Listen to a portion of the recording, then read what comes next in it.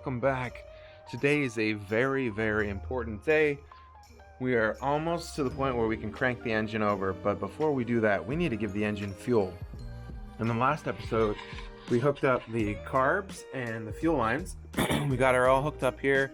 Don't mind my wiring, this is me testing out some things, but we really need to test out if the fuel pressure regulator works, if the fuel filter works, if everything's plumbed correctly, and if these carbs are gonna go. And in order to do that, we go to install a fuel pump. The fuel pump situation is actually my first time installing a fuel pump on a Corolla. I've never done this before. I don't know how to do this, so I gotta jump into this blind. There are some YouTubes on how to hook up a fuel pump, but really it's just a matter of run a relay from the battery, run the wires underneath the car, hook it up to the fuel pump, make sure it works on the key, hook the fuel pump up to the gas tank, and then plumb it through the lines. It should be that simple. Every time I say something is simple, it never is. I mean, shit, that throttle cable took me 5 days to install. Hopefully today we can at least get a fuel pump going on the car. But before we do that, I need to check out the rear of the car to make sure that that rusty fuel tank cover thing is all situated, and I'm gonna remove that and see if I can access the fuel lines that way. And if I can't, I'm gonna go underneath the vehicle and access them that way.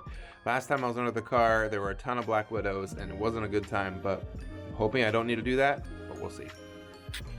All right, we got her all covered up. No more rust, nice and clean. I thought I could access the fuel lines through here, but I really just think this is a fuel sending unit. So what I'm gonna have to do is go underneath the car and actually pull the fuel lines from that. But that does mean I can hook this back up right now. Boom. Oh, that looks so much better. Of course, no one is going to see back here. I just now have peace of mind that my fuel cover is not rusted to shit, and I can put this back. Something very special showed up for the Chaser today.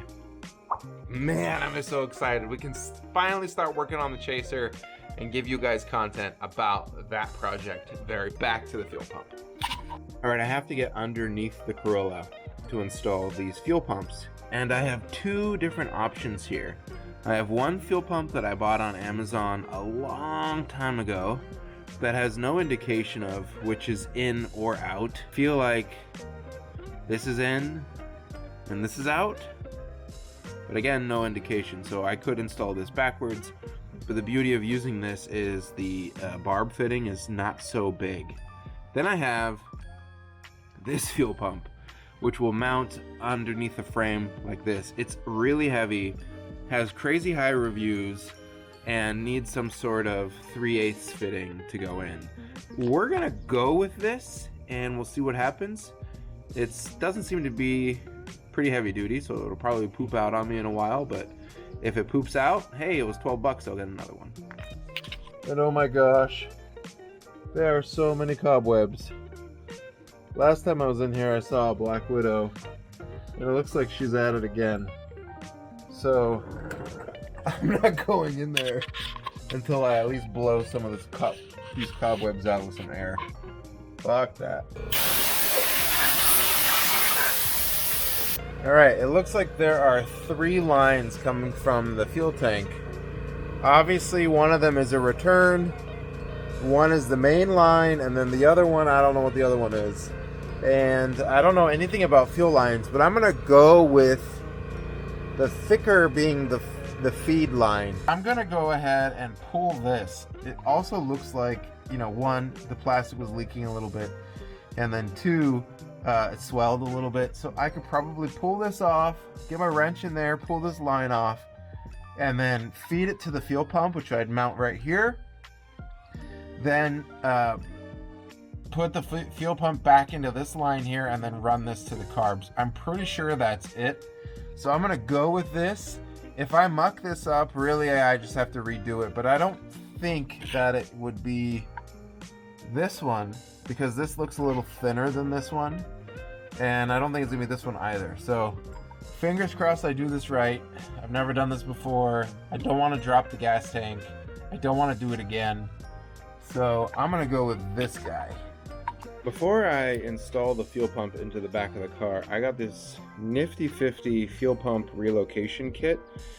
And basically what it does is it creates a relay and a fuse from your battery to your fuel pump, and it opens up on the key. And the reason why I'm installing something like this is because even though this is a small fuel pump, it still has a draw to it, and it's quite a big draw. And I can't put all that power on the auxiliary or the key because it'll pop fuses. Safe to say, this is gonna pull more than 10 amps. It might pull 15 or 20. And the kit that I just got to help wire it up is actually 30 amps. So I don't know how much of a draw this is, but I'm going to isolate this and pull it off the main wiring harness. And the way we do that is we have a nice little fuse here. This is looks like a 30 amp fuse. And it's cool because it has a place for you to put your battery and then to auxiliary. It can be ran for anything. I'm gonna run this in here.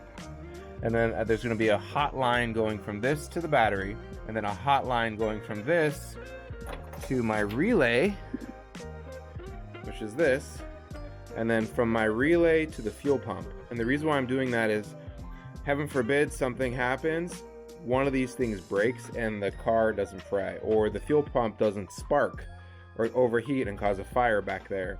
This kit's really, really long. Look at that, wow. So I could either mount the relay in the engine bay, or I can mount it all the way back where the fuel pump is. Right now I'm debating putting it slightly above where the fuse was, just so if something ever happens to fuel, I go to the engine bay and I fix it, everything's in one place. So I'm gonna throw this in, and then I'll run these leads all the way back to the car, and then that way I could hook up the fuel pump and give it power once I put it in position.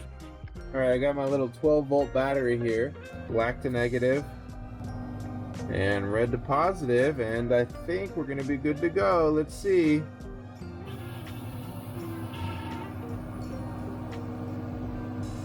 Woo! Success! I tapped into the right line. I think it's time to give this a dry run and see if anything leaks and if I'm gonna burn down. So let's go ahead and fire this up. And let's see.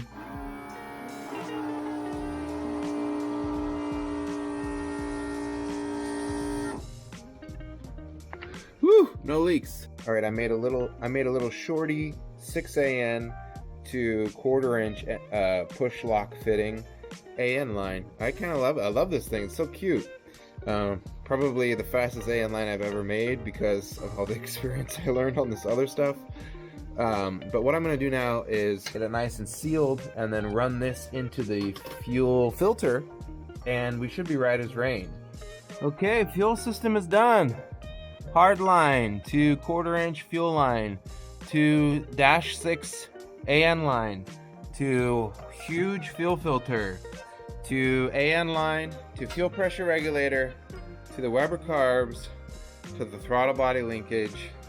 That's awesome. We got the fuel pump to work, the engine's getting fuel, everything works, except for I can't get spark.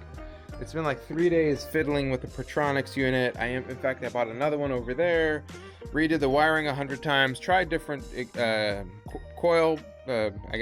coils. Haven't tried a new distributor, but I reached out for some help, and TE72 on Instagram. He's got a sick YouTube channel. Go give him a follow. Video here.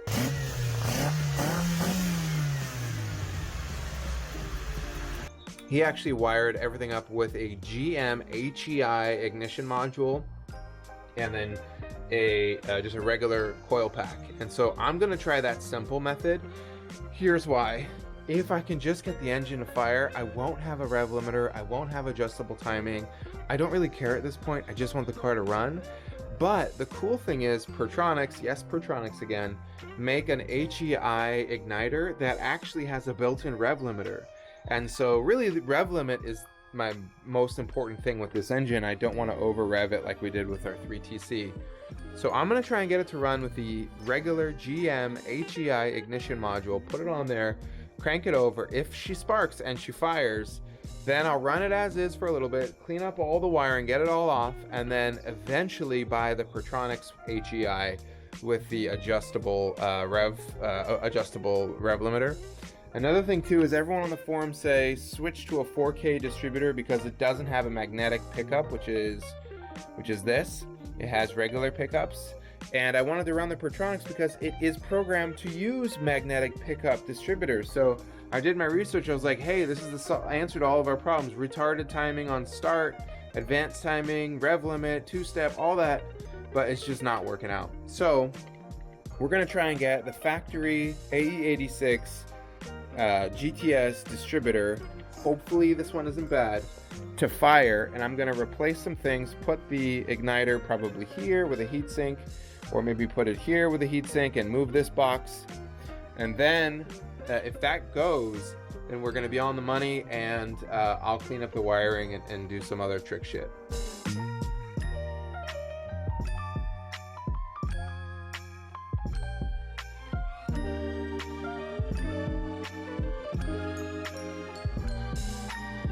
Here we go. Can you double check again? Let's run all of it again. Run it back, baby. Yeah, run it back. All right, everything's on. Ground on. Ground on. Power's on. Wire's a mess, but everything's hooked up. That's on. Where's the fire extinguisher? I want to record on my phone too. I hope the battery has juice. Okay. Go. Oh my god. First start. Oh shit. I'm really excited. This is it! Come on. Oh, damn it.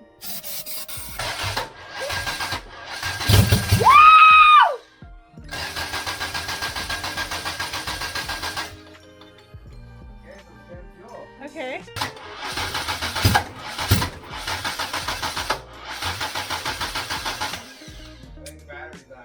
Oh. We got it really close. The wiring looks a lot better. Yeah. It kind of kicks. It was very close to turning. To starting. To starting. But it just doesn't. It like struggles with starting. And we only got the real big push when you push the throttle and I put the starter fluid. Oh. Well, it's so funny. Like it explodes and then it slows the engine down, and it really should be like speeding up and running. So we're gonna pause here. This has been a long. This was like 5 days of work. Yeah, you spent like a whole week now. Yeah. Every day you spent on this. Yeah, my knees hurt from sitting in the garage. Yeah. We're gonna wrap it. I think we did some really good stuff. And if you're watching this video and you're like, hey Mike, you wired this wrong or you did something wrong, let us know. Yes. Yeah. And we'll redo it. But if you are watching this video and everything looks right to you and we just need more starter fluid, or I don't know, we'll do that. So let us know, and we're gonna wrap it, and we'll see you next time. Thanks for watching. Bye bye. Shh.